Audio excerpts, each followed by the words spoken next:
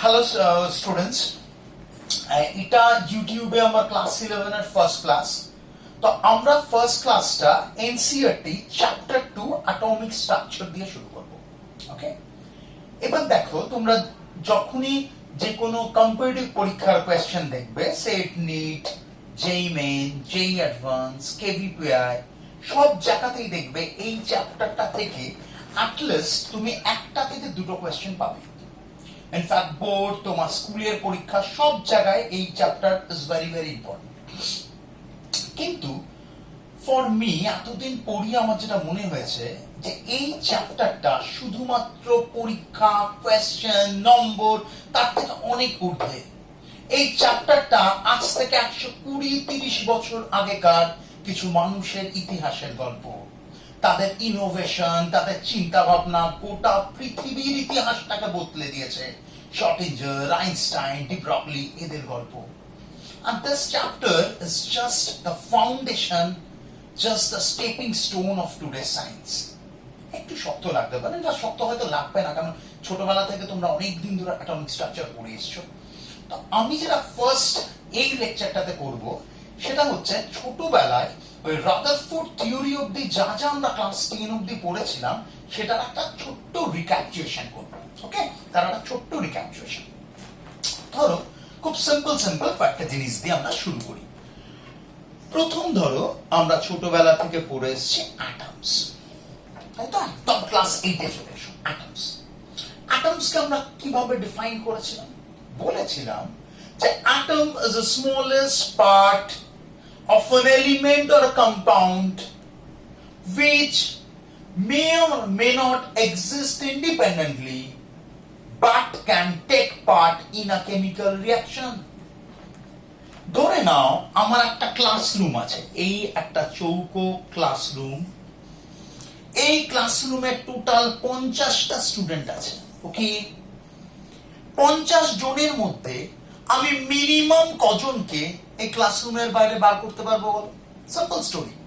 50 জনের মধ্যে বল মিনিমাম কজনকে ক্লাসরুমের বাইরে বার করবি? মিনিমাম একজনকে বার করলি। এই একজন যাকে বার করলি তার নাম সাপোজ এ, ঠিক আছে? এবার এ ক্লাসরুম থেকে বেরিয়ে গেল, গিয়ে এবার বাড়ি যাবে। এবার কি কি করে বাড়ি যেতে পারে বল? এর কাছে একটা সাইকেল আছে, এ সাইকেল করে একা একা বাড়ি চলে গেল। তাহলে এ যদি একা একা সাইকেলে করে বাড়ি চলে যায়, তাহলে এ কি অন্য কারো উপর ডিপেন্ডেন্ট? না, এ তো কারোর জন্য অপেক্ষা করেনি, এ কারো উপর ডিপেন্ডেন্ট নয়। তাহলে এ is the smallest part of this classroom done, যে একা একা বাড়ি চলে যেতে পারে, which may exist independently। যদিও একা একা সাইকেল করে বাড়ি চলে যেতে পারে, তাহলে ওর নাম helium, neon, argon, xenon, all these noble gases, যাদের বন্ধুর দরকার হয়নি। এবার এ ক্লাসরুমের বাইরে বেরোলো, এ অপেক্ষা করলো, কারোর জন্য অপেক্ষা করে, তার সাথে কম্বাইন করে দুজন মিলে রিক্সা করে বাড়ি গেল। তাহলে দুজন মিলে রিক্সা করে বাড়ি গেলে তখন তার নাম কি? O2, N2, Cl2, H2, আমাদের চেনা লোকজন। 3 জন মিলে অটো করে বাড়ি গেল, তখন সে O3। 4 জন মিলে গেল, তখন সে P4। 8 জন মিলে পুল কারে বাড়ি গেল, তখন সে S8। আমাদের একদম চেনা স্টোরি। তাহলে A was the smallest part of this classroom, একদম মিলল sir, which may exist independently, যদি সাইকেল করে বাড়ি চলে যায় তার নাম helium, neon, argon, xenon, krypton, which may not exist independently, অন্য কারোর জন্য ওয়েট করে কম্বাইন করে বাড়ি গেল, but can take part in a chemical reaction। এই জায়গাটা একটু এক্সপ্লেন করব। তার আগে ধর মলিকিউলটা ডিফাইন করে নে। Molecule is the smallest part of an element or compound which always exists independently but cannot take part in a chemical reaction। ধর, look like this মলিকিউল। আমি অ্যাটমেরটা কিন্তু কমপ্লিট করিনি, তোর মনে হবে ক্লাস 11 এর ভিডিওতে কেন ক্লাস 7 পড়াচ্ছি। চলে আয় মলিকিউল। ডান। মলিকিউল বলতে গিয়ে একটা হাজব্যান্ড আর ওয়াইফ এরকম একটা পেয়ার নেই, ঠিক আছে? এই প্লাস সাইনটা হচ্ছে ম্যারেজ,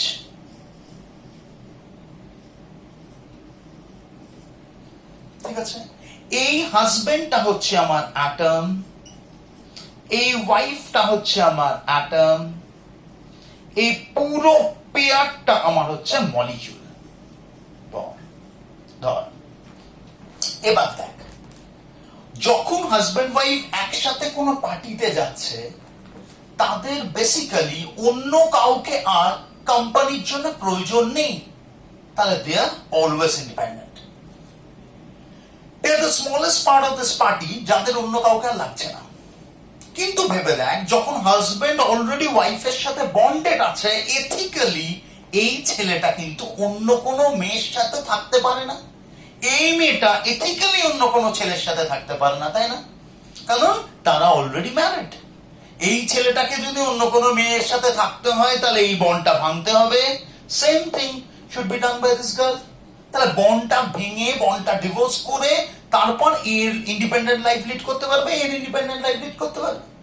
তাহলে তুই দেখ, যখন ওরা বন্ডেড, তখন এ অন্য কারোর সাথে রিয়াক্ট করতে পারছে না, এও অন্য কারোর সাথে রিয়াক্ট করতে পারছে না। এবার তাহলে তুই মেলা, molecule is the smallest part of an element or compound done which always exists independently, ওদের কাউকে প্রয়োজনই হচ্ছে না, but cannot take part in a chemical reaction।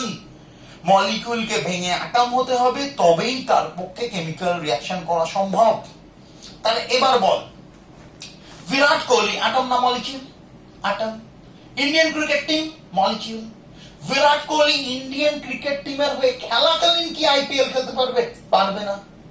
Either তখন ইন্ডিয়ান ক্রিকেট টিমের খেলা চলবে না, or Virat Kohli should not play in that team, তবেই ওর পক্ষে ইন্ডিপেন্ডেন্ট খেলা সম্ভব। ক্লিয়ার? তাহলে অ্যাটম আমাদের ক্লিয়ার, মলিকিউল আমাদের ক্লিয়ার। অ্যাটম মলিকিউল হচ্ছে কেন? কারণ অ্যাটমের একটা কম্বাইনিং ফোর্স আছে, দ্যাট ওয়াজ বন্ডিং। আমি আর বন্ডিং এর ডিটেইল যাচ্ছি না। তাহলে আমি ডাইরেক্ট অ্যাটম থেকে অ্যাটমিক স্ট্রাকচারে আসছি। তাহলে এই যে অ্যাটমের definition, smallest part of an element, may or may not exist independently, can take part in a chemical reaction, এই সবগুলোই এসেছিল ডাল্টনস অ্যাটমিক থিওরি থেকে। মনে পড়ছে? ডাল্টনস অ্যাটমিক থিওরি ওয়াইজ যে অ্যাটম একটা এলিমেন্টের সবথেকে স্মলেস্ট পার্ট, যাকে ফার্দার আর ডিভাইড করা যায় না, তাই তো? তার মানে এই 50 জন স্টুডেন্ট এই ক্লাসরুমে, তার মধ্যে একজন মানে প্রত্যেকটা স্টুডেন্ট ইজ অ্যান অ্যাটম। ডাল্টনের থিওরি অনুযায়ী আমরা দেখছি তাকে আর তার মধ্যে ফার্দার আর লিভার, হার্ট, কিডনি নেই। ডাল্টন তাকে ইনডিভিজিবল বলেছে। এবার গোটা পৃথিবী জুড়ে সায়েন্টিস্টদের একটাই লক্ষ্য, যে এই অ্যাটম কি সত্যি ইনডিভিজিবল? এর মধ্যে কি কোনো সাবঅ্যাটমিক পার্টিকেল নেই? সেটা খুঁজতে খুঁজতেই আমরা ক্যাথোড রে এক্সপেরিমেন্ট করেছিলাম। তাহলে আমরা এবার ক্যাথোড রে এক্সপেরিমেন্টটা একটু ডিসকাস করব। আচ্ছা, তাহলে আমাদের এবার টার্গেট হচ্ছে এই যে অ্যাটমটা ডাল্টন ডিফাইন করেছে, এবার এই অ্যাটমটাকে ধরে আদৌ এই অ্যাটমটার মধ্যে কোনো সাব অ্যাটমিক পার্টিকেল আছে কি নেই এটা খোঁজা। মানে আবার আমরা ক্লাস 8 কেমিস্ট্রিতে চলে আসি। মনে পড়ছে? ক্লাস 8-এ আমরা ক্যাথোড রে এক্সপেরিমেন্ট, ডিসচার্জ টিউব পড়েছিলাম। কি কি হয়েছে?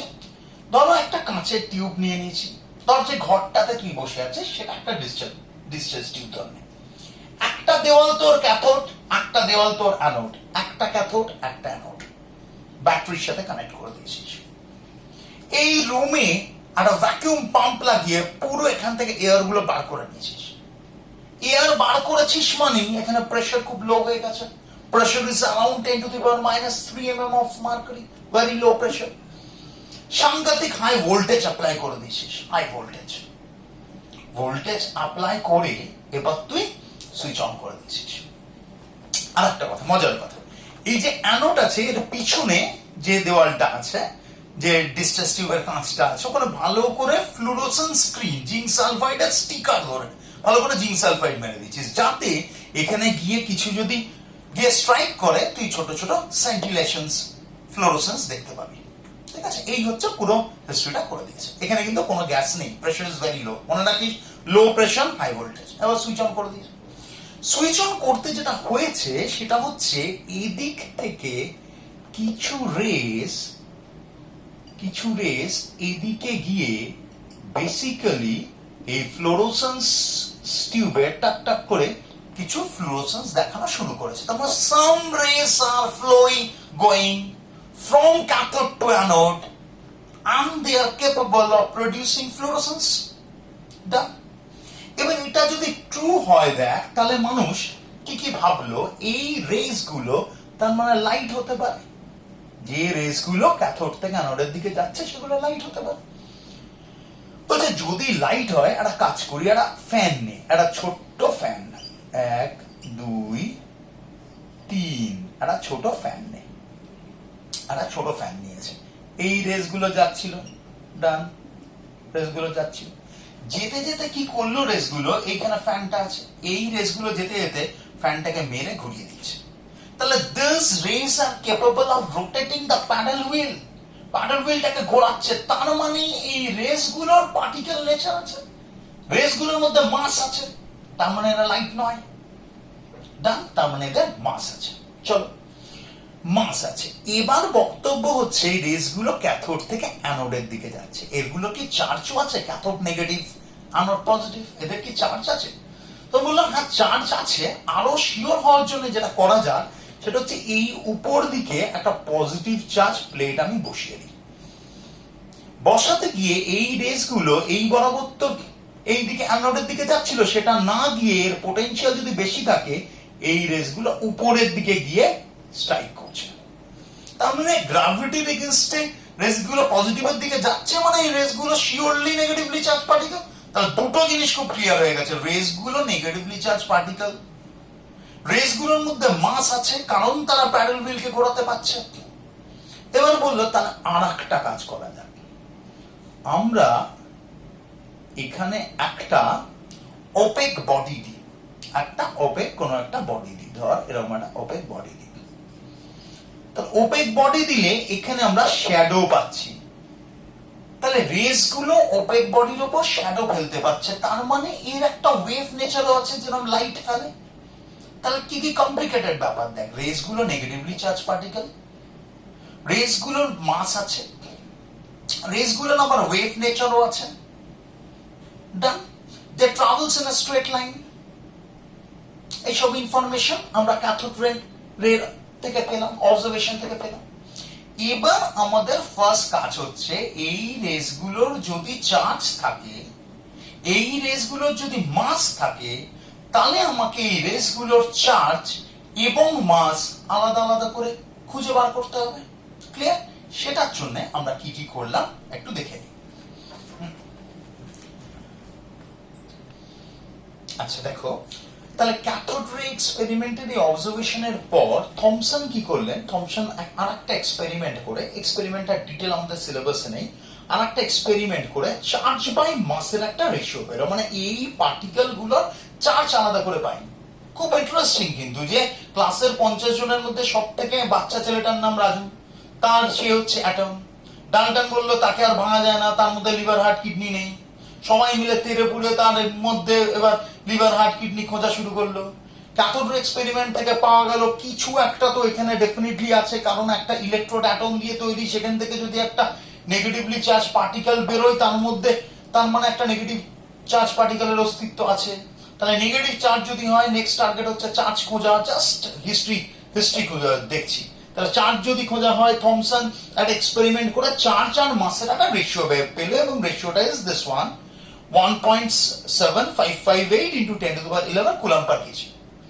থমসন যখন চার্জ বাই মাস পেল, একই সাথে গোটা পৃথিবী জুড়ে এক্সপেরিমেন্ট চলছে, কি আগে পাবলিশ করতে পারে। মুলিকন অয়েল ড্রপ এক্সপেরিমেন্ট করে, এটাও ডিটেল বলছি না, মুলিকন অয়েল ড্রপ এক্সপেরিমেন্ট করে চার্জ বার করলো। তাহলে আমি আলাদা করে চার্জ বাই মাস পেয়েছি, আলাদা করে চার্জ পেয়েছি, দুটোকে যদি আমি বসাই তাহলে আমি ডেফিনেটলি এখান থেকে যেটা পাবো, আমি এখানে রিফ্লেকশন হচ্ছে দেখা যাচ্ছে না, তাহলে আমি এইখানে লিখলাম, আমি আলাদা করে যেটা পাবো সেটা হচ্ছে মাস, এবং এই দুটো বসিয়ে আমি যেটা পেলাম, মাসের ভ্যালু হচ্ছে 9.11 into 10 to the power -31 KG.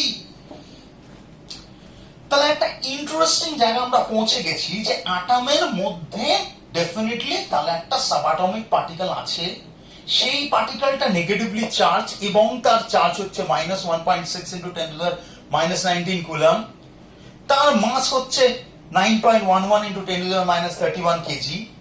Competitive পরীক্ষায় আসে কোন এক্সপেরিমেন্ট কি দিয়েছে, থমসন দিয়েছে চার্জ বাই মাস, মুলিকান দিয়েছে চার্জ, ডাইরেক্টলি সেই দুটোকে বসে আমরা পেয়েছি মাস। এবার এখানে আর একটা কম্পিটিটিভ পরীক্ষার জন্য খুব ইম্পর্টেন্ট ইনফরমেশন, যে ক্যাথোড রেজের প্রপার্টি গুলোর মধ্যে দে ট্রাভেলস ইন স্ট্রেট লাইন, তাদের মধ্যে একটা পার্টিকেল নেচার আছে, ওয়েভ নেচার আছে। এটা ছাড়া আমি ভিতরে যদি যে কোনো একটা গ্যাস নিই, তার হাইড্রোজেন একটু নিলাম, কোন ক্ষেত্রে হিলিয়াম নিলাম, চার্জ বাই মাসের ভ্যালুটা কি গ্যাসের উপর ডিপেন্ড করবে, না charge by mass is independent on the nature of the gas? The answer is charge by mass আসছে from electrode and that is not depending on the nature of the gas. তাহলে cathode রেজের ক্ষেত্রে charge by mass ratio is independent on the nature of the gas. Clear? তোমার cathode experiment আমাদের clear. এখান থেকে আমরা negatively charge পার্টিকেলের অস্তিত্ব পেলাম এবং থমসন তার নাম দিল ইলেকট্রনস। আচ্ছা দেখিছ, তাহলে আমরা জাস্ট ক্যাথোড এক্সপেরিমেন্ট থেকে ইলেকট্রনের ডিসকভারি অব্দি পৌঁছেছি। এবার অ্যাটম ইজ ইলেকট্রিক্যালি নিউট্রাল, তার মানে যদি নেগেটিভ থাকে তার মধ্যে পজিটিভ থাকতে বাধ্য। এবার পজিটিভটা গোটা পৃথিবী জুড়ে মানুষ খুঁজছে। যখনই কোনো রিসার্চ হয়, এক্সপেরিমেন্ট হয়, একটা প্রোটোকল ধরে মানুষ নানা রকম প্যারামিটার চেঞ্জ করতে থাকে, প্রেসার কমাতে থাকে, বাড়াতে থাকে, ভোল্টেজ চেঞ্জ করতে থাকে। যখন তুই তোর রিসার্চ করবি তখন বুঝতে পারবি। তো এখানে গোল্ডস্টেইন কি করেছে, গোল্ডস্টেইন একটা ছোট্ট বুদ্ধি লাগিয়েছে, একটা অদ্ভুত সায়েন্স লাগিয়েছে। ধর এই দেওয়াল থেকে এদিক থেকে একটা স্কুলে ছুটি হয়েছে, একটা গেট খুলেছিস, হাজার হাজার ছোট ছোট বাচ্চা একটা দেওয়াল থেকে একটা গেট থেকে অন্যদিকে যাচ্ছে। উল্টো দিক থেকে যদি একটা মোটা সোটা লোক এই গেটে আসতে চায়, সে কি আসতে পারবে? এরকম প্রচুর বাচ্চার ভিড়, সে কিন্তু আসতে পারবে না। তো ক্যাথোড রেজে আমরা কি পড়েছিলাম, ক্যাথোড থেকে অ্যানোডের দিকে কন্টিনিউয়াস রেডিয়েশন যাচ্ছে। গোল্ডস্টেইন কি করলো, হুট করে ক্যাথোড রেটাকে ফুটো ফুটো করে দিল, পারফোরেটেড করে দিল। খুব মজার ব্যাপার কিন্তু দেখ, এটা হচ্ছে অ্যানোড, এইটা হচ্ছে ক্যাথোড। ক্যাথোডটাকে ফুটো ফুটো করে দিচ্ছে। ক্যাথোড রে তো অলরেডি এস্টাবলিশ, এটা ক্যাথোড। ক্যাথোড রে তো আমার অলরেডি এস্টাবলিশ। ক্যাথোড রেজ মানে তো এখান থেকে এদিকে অলরেডি রেডিয়েশন তো যাচ্ছে, সেটা তো আমার এস্টাবলিশ। তারা যাচ্ছে এবং তারা যাবে। এবার মাঝে ধর যদি কোনো গ্যাস আমি রাখি, এখন তো আমরা অ্যাটমিক স্ট্রাকচার শিখে গেছি, এটা সেই 100-150 বছর আগেকার কথা, যখন আমরা স্ট্রাকচার অফ অ্যাটম জানি না। তো মাঝে ধর একটা হাইড্রোজেন গ্যাস আছে, সাপোজ না হাইড্রোজেন, ন্যাসেন্ট হাইড্রোজেন আছে। তাহলে এইখান থেকে ক্যাথোড থেকে অ্যানোডের দিকে বিম অফ ইলেকট্রন আসছে, হাইড্রোজেনের বাইরে একটা ইলেকট্রন ঘুরছে। তাহলে এই বিম অফ ইলেকট্রন যখন ফ্লো করছে, হাইড্রোজেনের বাইরে যে ইলেকট্রনটা ঘুরছে তার সাথে ধাক্কা লেগে ইলেকট্রনটাকে ছিটকে বার করে দেবে। ফলো করতে পারলি তো? তার মানে এখানে ধর একটা হাইড্রোজেন অ্যাটম রেখেছি, ক্যাথোড থেকে অ্যানোডের দিকে অলরেডি ক্যাথোড রেজ পাস করছে, সেটা আমরা আগেই শিখে গেছি। তার মানে এই ক্যাথোড রেজ গুলো এই গ্যাসের বাইরের ইলেকট্রনটাকে মেরে তার সেখান থেকে ইলেকট্রন আয়নাইজ করে দিচ্ছে। যদি ইলেকট্রন আয়নাইজ করে দেয়, তাহলে সব ইলেকট্রন গুলো ক্যাথোড থেকে অ্যানোডের দিকে ফ্লো করছে।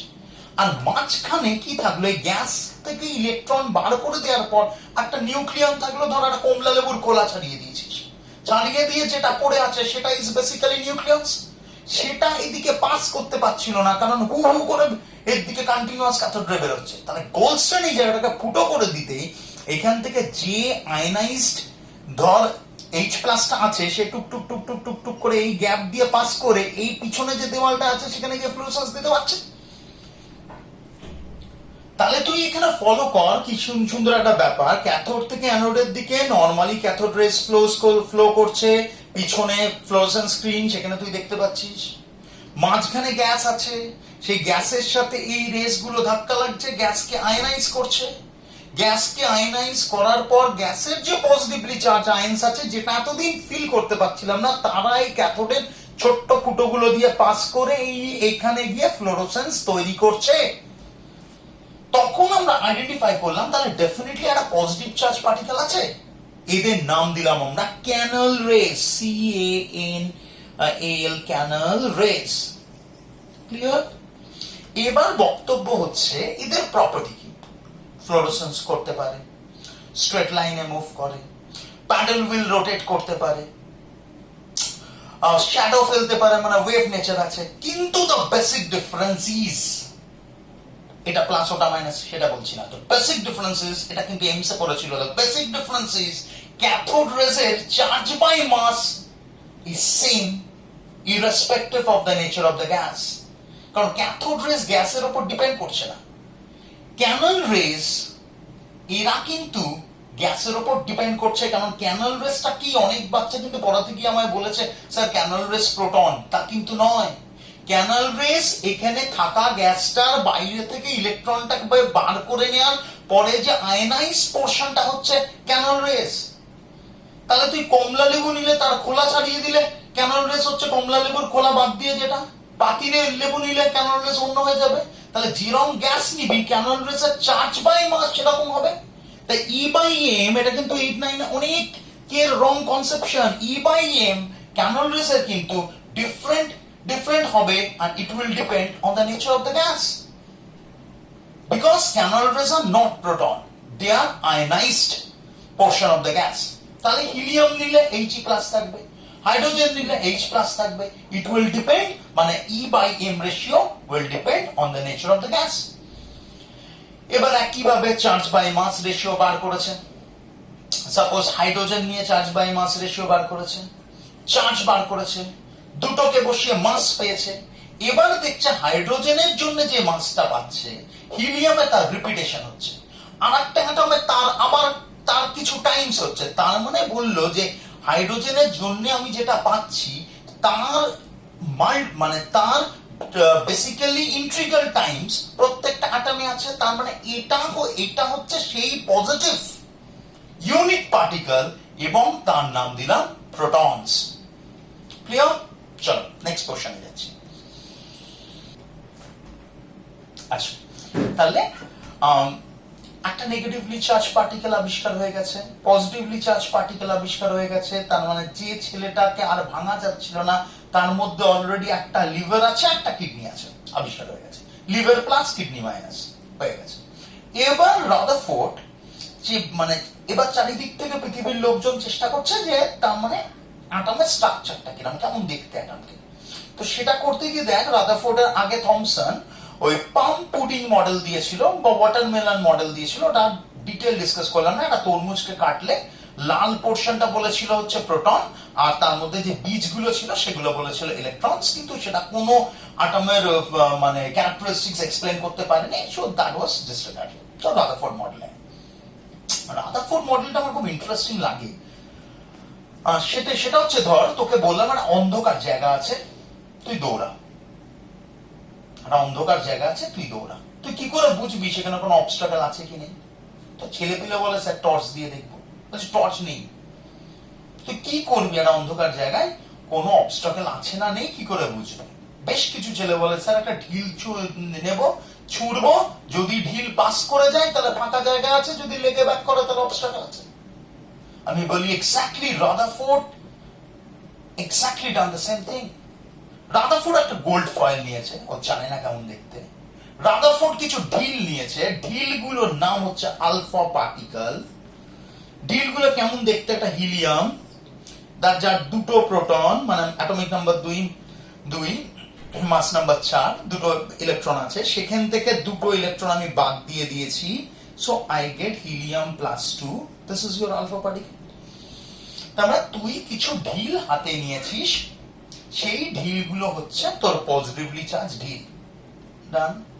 এবার সেই ঢিলগুলো এই গোল্ড ফয়েলের মধ্যে টাপাটাপ ছোঁড়া শুরু করলি, ছুঁতে গিয়ে কি তুই দেখলি মোস্ট অফ দ্য ঢিল 90%, 93, 94, 95 মানে huge amount of alpha particle এই গোল্ড ফয়েলের মধ্যে দিয়ে পাস করে গেল, আনডেভিয়েটেড পাস করে গেল।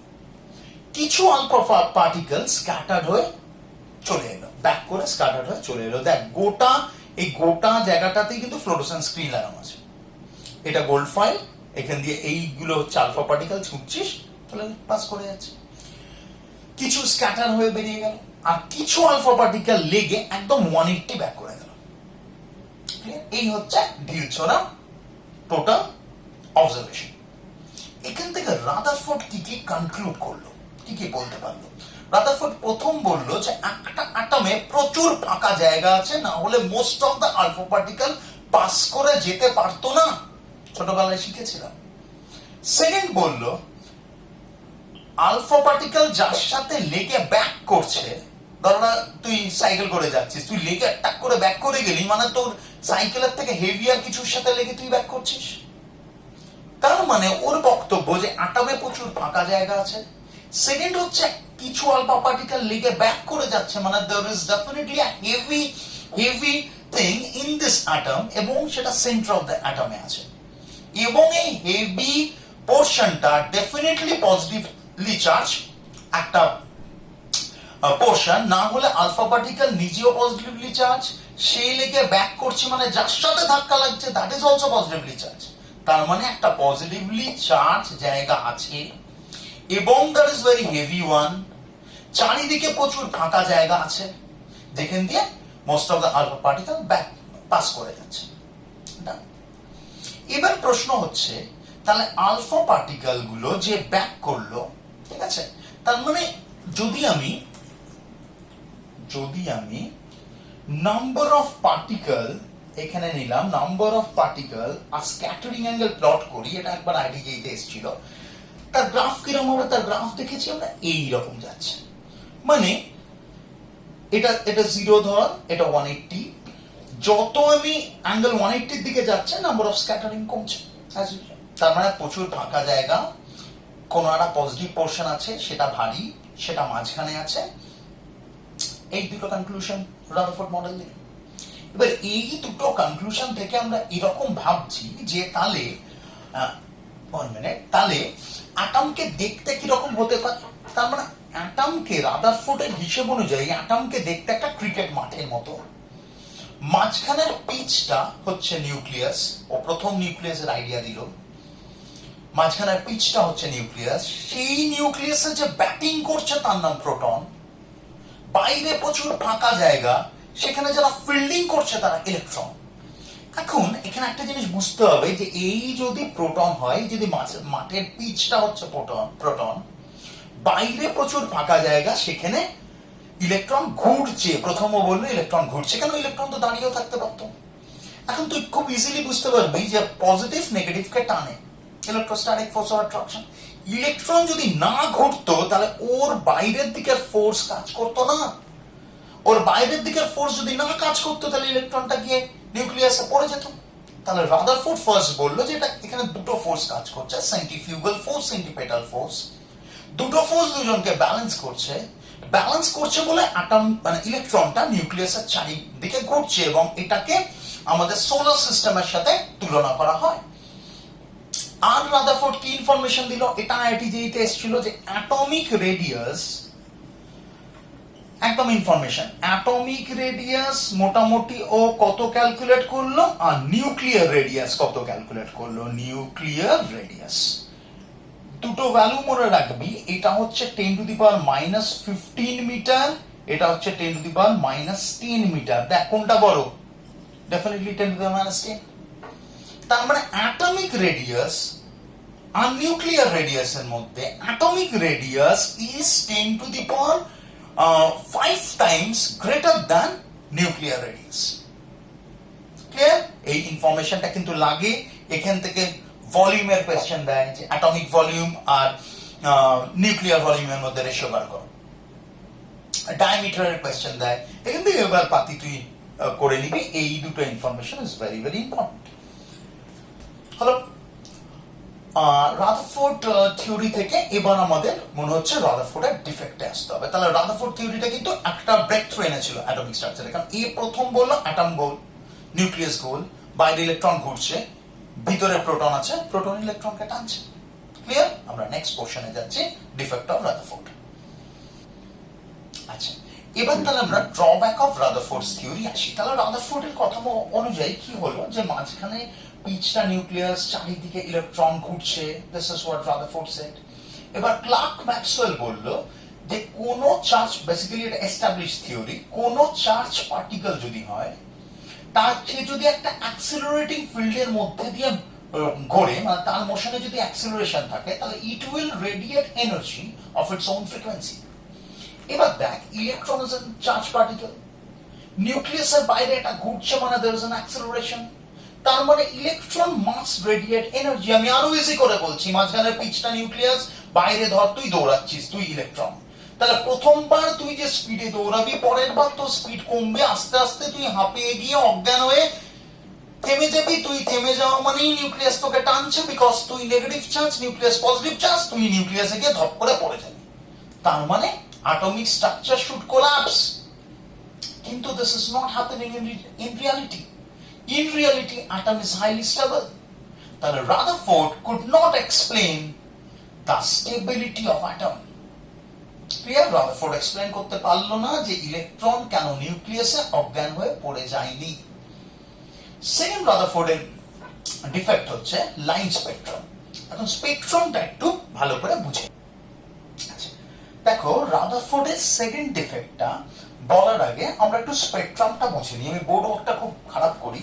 তো একটা প্রিজমের মধ্যে দিয়ে, ধরেন একটা হোয়াইট লাইট আমি প্রিজমের মধ্যে দিয়ে পাস করিয়েছি আমার ছোটবেলার ফিজিক্স, তাহলে হোয়াইট লাইটটা 7টা রঙে ভেঙে ভেঙে যাচ্ছিল।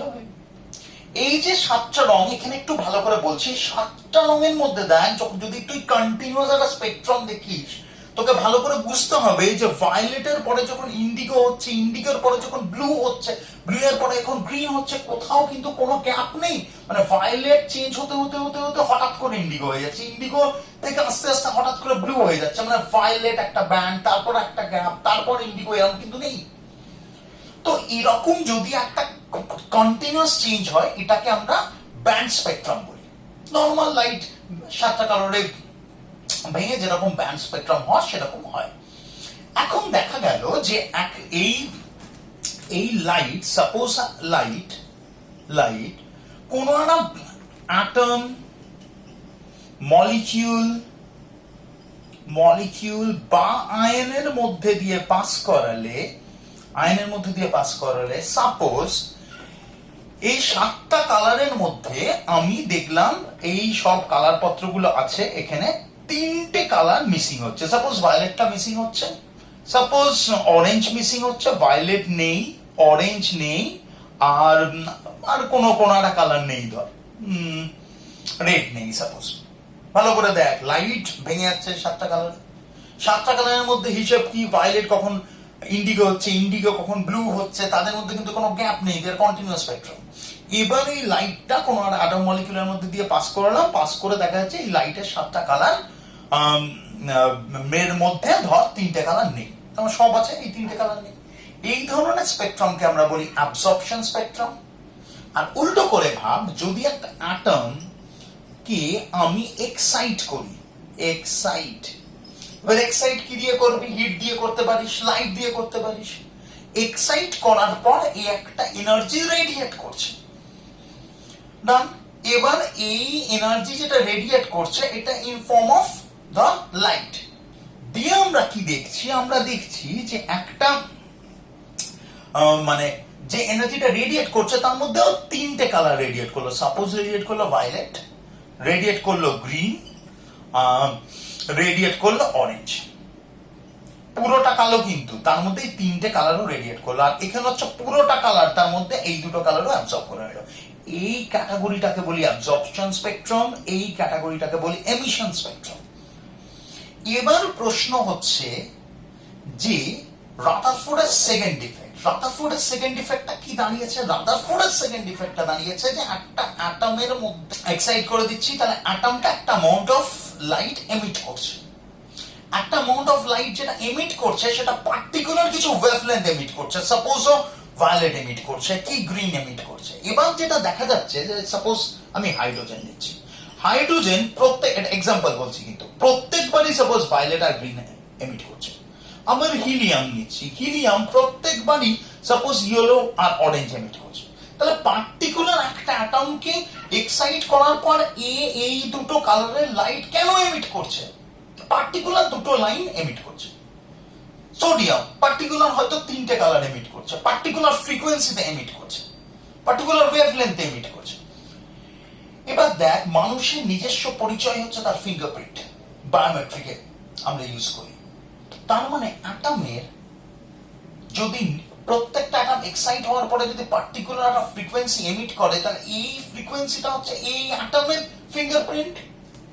এখন রাদারফোর্ড বলছে অ্যাটম কেমন দেখতে, মাঝখানে নিউক্লিয়াস, বাইরে বউ করে ইলেকট্রন ঘুরছে। তার মানে অ্যাটমের যদি একটা ক্যারেক্টারিস্টিক ফিচার হয়, তাহলে structure of atom should explain কেন এই সিঙ্গেল লাইন পাচ্ছি। কিন্তু রাদারফোর্ডের থিওরি এসব কিচ্ছু বলতে পারেনি। রাদারফোর্ডের থিওরি শুধু বলেছে অ্যাটম ক্রিকেট মাঠ, মাঝখানে পিচ নিউক্লিয়াস, ব্যাটিং করছে প্রোটন, বাইরে ঘুরছে ইলেকট্রন। আম্পায়ারের কথাও রাদারফোর্ড থিওরি বলতে পারেনি, নিউট্রনের কথাও রাদারফোর্ড থিওরি বলতে পারেনি। তাহলে লাইন স্পেকট্রাম বলতে পারলো না, আর বলতে পারলো না অ্যাটম কেন অজ্ঞান হয়ে নিউক্লিয়াসে পড়ে যায়নি। So these are the two major defect. These are the two major defect of Rutherford's theory. Clear? এই অবধি আমরা ছোটবেলায় পড়েছিলাম। এবার আমরা এই রাদারফোর্ড থিওরি থেকে ক্লাস 11 এর কেমিস্ট্রিতে যাব, বাই প্ল্যাঙ্কস থিওরি, বেশ বড় সড়ো জিনিস পড়বো। তার আগে আমাদের একটু ইলেকট্রোম্যাগনেটিক রেডিয়েশন আর আইসোটোপ, আইসোবার ওগুলো পড়ে নিই।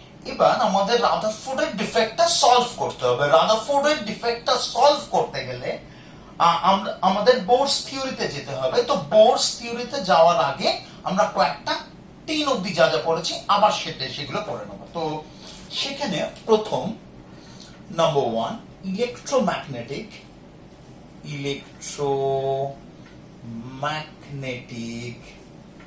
রেডিয়েশন নিয়ে আমরা পড়ি।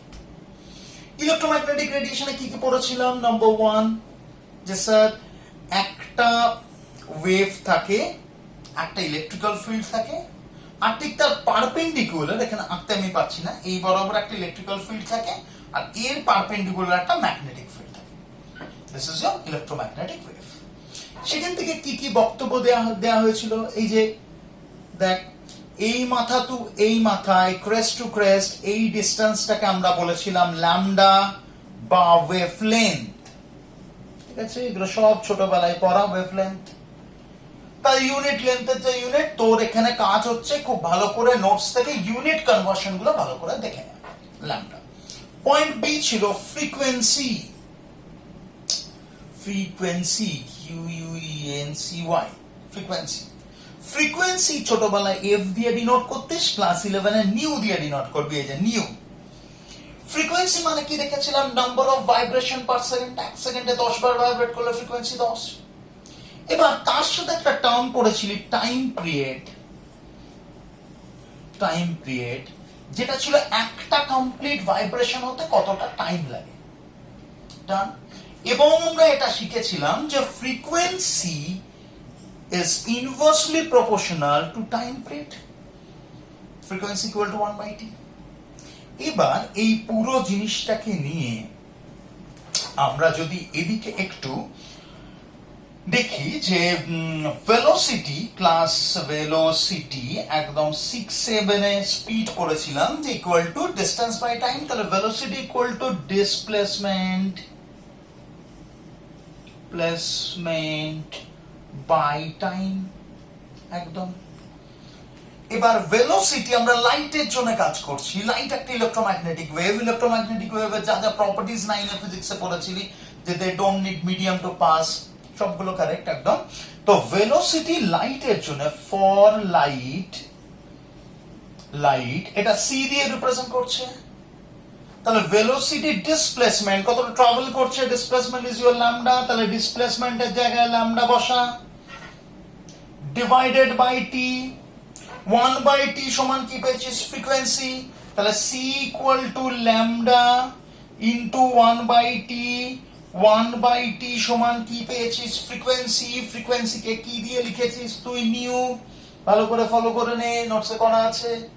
তাহলে দেয়ারফর কি লিখলি? Nu equal to c by lambda. তাহলে ইলেকট্রোম্যাগনেটিক ওয়েভের ক্ষেত্রে তার frequency equal to c by lambda. আমাদের নোটসে সম্ভবত পেজ 8 এ শুধু এইটুকুর উপর 4টে সলভ প্রবলেম আছে, প্লিজ সবাই একটু দেখে নিও। তাহলে just electromagnetic wave, electrical magnetic field perpendicular থাকে, ছোট ছোট ইনফরমেশন, ওয়েভলেন্থ কি ছোটবেলায় জানতাম, ফ্রিকোয়েন্সি কি জানতাম, টাইম পিরিয়ড কি জানতাম, ভেলোসিটি, ল্যামডা আর ফ্রিকোয়েন্সির মধ্যে relation nu equal to c by lambda. Clear? Okay. এবার দেখ, এই এই একটা জায়গা যেখান থেকে ডাইরেক্ট কিছু কোয়েশ্চেন পড়ে, যে ইলেকট্রোম্যাগনেটিক রেডিয়েশনের এই যে radio wave, microwave, infrared, visible, X-ray, তো এগুলো দিয়ে ডাইরেক্ট কোয়েশ্চেন এরকম পড়ে যে চারটে কোনো অপশন দিল, বলো correct order of frequency, correct order of wavelength. এখন একটা জিনিস আমরা খুব ক্লিয়ার যে ফ্রিকোয়েন্সি আর wavelength inversely proportional, nu equal to C by lambda আগের বারই পেয়েছি। এবং আরেকটা জিনিস বলতে পারি, ফ্রিকোয়েন্সি যত বেশি হবে তত তার ওয়েভলেন্থ কম হবে ডেফিনেটলি। এখন আমি কথা বলছি, আমার কথাগুলো কি কারো শরীরের ভেতর ঢুকবে, পেনিট্রেট করবে? ডেফিনেটলি করবে না। কিন্তু আমার মুখ দিয়ে যদি এক্সরে বেরোতো তাহলে ডেফিনেটলি সেটা তোর বডিতে পেনিট্রেট করতো, তোর হাড়ের খবর, বোনের খবর নিয়ে চলে আসতো। কেন আনতো? কারণ এক্সরে পেনিট্রেট করার ক্ষমতা বেশি, এক্সরে ফ্রিকোয়েন্সি বেশি। ডান, যদি সেটা ট্রু হয় তাহলে দিস ইজ আ সিকোয়েন্স। এটাকে মনে রাখার জন্য এরকম মনে রাখবি, রিমি ভাক্স জিসি, আবার রিপিট কর, আর এম আই, রিমি ভাক্স জিসি, আবার রিপিট কর, রিমি ভাক্স জিসি। এরকম করে ভাঙ জিনিসটা, রি আর এম আই, রিমি দ্বারা এদিকে রিফ্লেকশন হচ্ছে, এদিকে কর আর এম আই, রিমি ভাক্স ভিউএক্স ভাক্স জিসি। আবার সবাই মিলে রিপিট করবে, রিমি ভাক্স জিসি। রিমি ভাক্স জিসিটা ভাব, radio wave, microwave, infrared, visible, ultraviolet, X-ray, gamma ray, cosmic ray, রিমি ভাক্স জিসি। এবার কি বললাম? Gamma rays, cosmic rays, X rays, এরা ভয়ানক ক্ষতিকারক, কারণ এদের ফ্রিকোয়েন্সি খুব হাই, এরা তোর বডিতে পেনিট্রেট করবে। তার মানে যত এদিকে যাচ্ছিস ফ্রিকোয়েন্সি বাড়ছে, যত এদিকে যাচ্ছিস ফ্রিকোয়েন্সি বাড়ছে, ফ্রিকোয়েন্সি ইনক্রিজ করছে। এখানে দেখ ফ্রিকোয়েন্সি 10 টু দি পাওয়ার 2, এখানে দেখ ফ্রিকোয়েন্সি 10 টু দি পাওয়ার 24 এর রেঞ্জে। ফ্রিকোয়েন্সি যখনই বাড়ছে, এদিকে গেলে ফ্রিকোয়েন্সি বাড়ছে মানে ওয়েভলেন্থ কমবে। তাহলে ওয়েভলেন্থের হিসাবটা দিলে রেডিও ওয়েভের ওয়েভলেন্থ 10 টু দি পাওয়ার 8, সেখানে দেখ কসমিক রেজের রেঞ্জ হচ্ছে 10 টু দি পাওয়ার -16 মিটারে আছে। আমার নোটসে দেখবি প্রত্যেকটা ওয়েভলেন্থ আর ফ্রিকোয়েন্সির ভ্যালুগুলো লেখা আছে, তো you don't need to remember, আলাদা করে ভ্যালুগুলো মুখস্থ করার দরকার নেই, শুধু রেঞ্জটা মনে রাখবি। তাহলে তোকে বললাম ইনফ্রারেড, মাইক্রোওয়েভ, গামা রে, এক্স-রে সাজা, তুই জাস্ট রিমি ভাক্স জিসিতে ফেলে দিবি, যত এদিকে যাব ফ্রিকোয়েন্সি বাড়বে, সেইভাবে সাজিয়ে দিবি। ক্লিয়ার? তাহলে এইটুকু হচ্ছে ইলেকট্রোম্যাগনেটিক রেডিয়েশনের জন্য তুই পড়বি। এবার কথা হচ্ছে, আমরা হুট করে ইলেকট্রোম্যাগনেটিক রেডিয়েশনে কেন এলাম? আমরা কি খুঁজছি অ্যাটমিক স্ট্রাকচারে? আমরা খুঁজছি রাদারফোর্ডের ফেলিয়ারটা। রাদারফোর্ড যেটা এক্সপ্লেইন করতে পারেনি, কেন লাইন দেখতে পেয়েছিল, কেন single line was a characteristics of atom, Rutherford বলতে পারেনি। আর রাদারফোর্ড বলতে পারেনি ইলেকট্রন কেন অজ্ঞান হয়ে নিউক্লিয়াসে পড়ে যায়নি। এই দুটো খুঁজতে খুঁজতে আমরা মাঝখান থেকে ইলেকট্রোম্যাগনেটিক ওয়েভ পড়ছি। আমার স্টিভ জবসের একটা লাইন খুব ভাল লাগে, যে তুই কখনো সামনের দিকের ডট দেখে মেলাতে পারবি না, তোকে পিছনের ডট গুলো দেখতে হবে। So this are the dots which will somehow connect your